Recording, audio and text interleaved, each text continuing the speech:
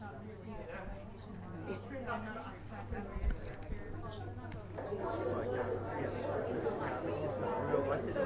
thought teams crumbled died.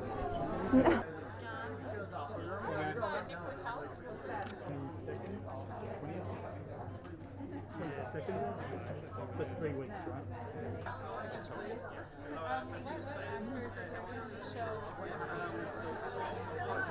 To be honest, originally, in the middle of the pandemic when we first pushed this season, I thought it would be unimaginable to make something that didn't integrate it somehow. But I think that Jesse's instincts are pretty unerring, and that he did the right thing. Certainly for us, it was the right thing.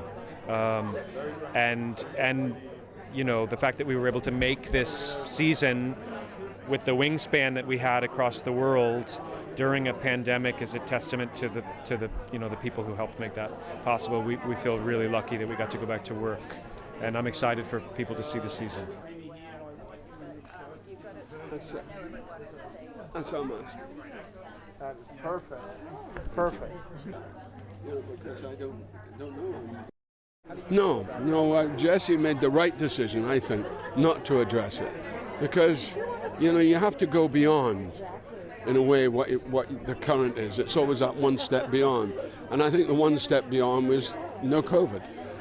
I think the COVID would have. I've just seen an excellent film called Together, which is a two-handed film with it's James McAvoy. I can't remember the actress's name, but it's really excellent, and it deals with that subject.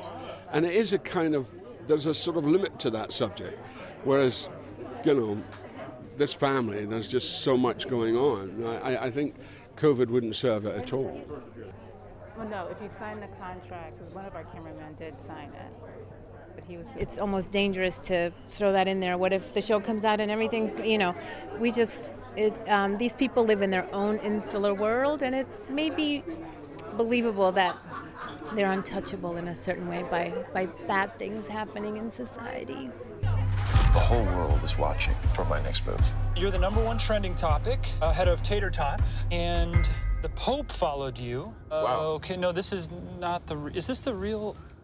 Right. No, Great. I don't Thanks, think this Greg. is a Pope. My family have disappeared. I need to know where everyone is and what everyone's thinking. There he is, the little man who started this big war. Right now, I'm the real you. Sure. And I'm the real you. You sound deranged.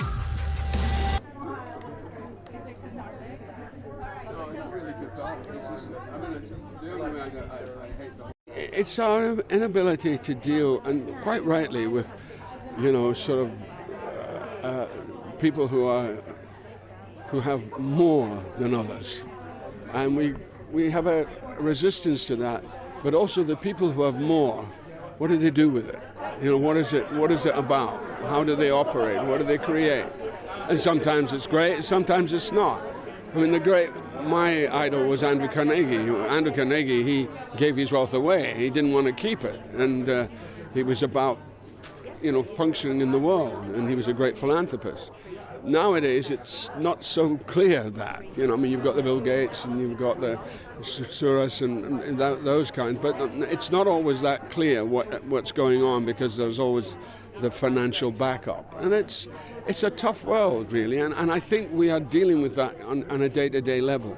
And we are seeing entitlement all around us. We look at the Trump children and we go, who are they? Who are these people? How have they earned the right to be where they are?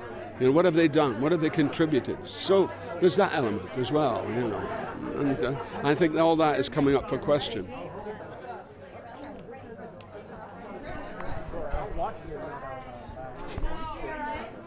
We were shooting in Tuscany and in Rome, and we were shooting in these amazing houses that have all these grand stories attached to them. There was the guy who built it had been accused of killing a rival, and so as penance he had to go up on his knees 300 stairs every day to atone.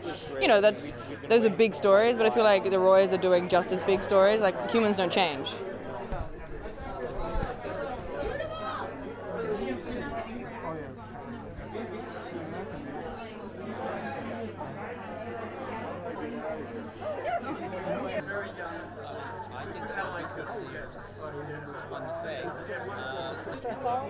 It's nice. I mean, it's nice to work with that lady, and Look at her. How? It's so alluring. I can't focus. It's a joy. No, I've been friends with Jay for nearly 20 years or so. So I think when I was just really excited when she got to play this part, which I believe was initially written to be a man, and it was cool to walk in that day and go, oh my God, my friend Jay is playing the part, and we get to play and have fun. And it feels like the thing just sort of like happened on its own. It sort of grew. I mean, the writers grew it, but like I think what was really cool about the show is the writers can see something happening and go, let's see what happens if we put these two together in this situation and see if this happens, and you get to play with it without the fear of like failure, because I feel like it always works or becomes something else. So I don't know, she's a lovely scene partner and it's fantastic to work with her.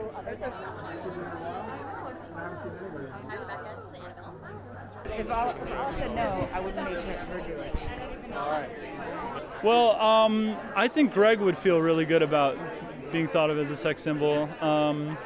He has trouble even asking a girl out, so I think that's nice for him to get that label.